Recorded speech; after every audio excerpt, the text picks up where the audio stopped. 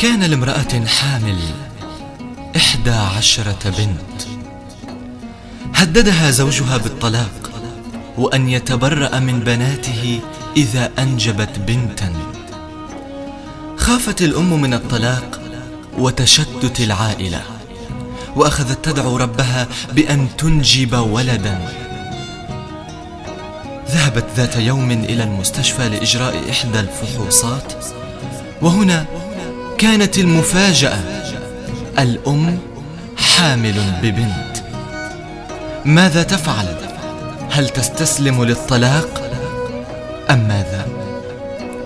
أخبرت صديقتها المقربة بذلك، فقالت: ليس باليد حيلة، استسلمي للأمر الواقع. مع دخول الأم لشهرها 9 ومع قرب الولادة، سافر زوجها فجأة للعمل. ذهبت الأم للولادة، فأخبرت طبيبها بأنها سوف تتطلق إذا أنجبت بنتا.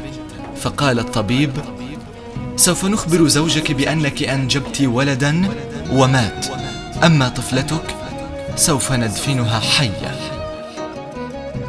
حزنت الأم على هذا القرار، ولكن ماذا عساها أن تفعل حيال زوجها؟ ولدت الأم وذهبت هي وصديقتها لدفنها، وعينا الأم تذرف دما ليس دمعا، فهذه ابنتها. رجع زوجها وحزن على ابنه الذي مات، ولكن لا حول ولا قوة إلا بالله.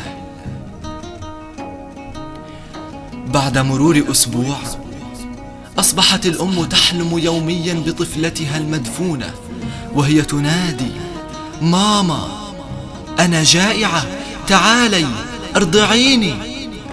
ذهبت الأم إلى الشيخ فأخبرته بالقصة كاملة، فرد عليها: اذهبي إلى طفلتك فإنها ما زالت حية.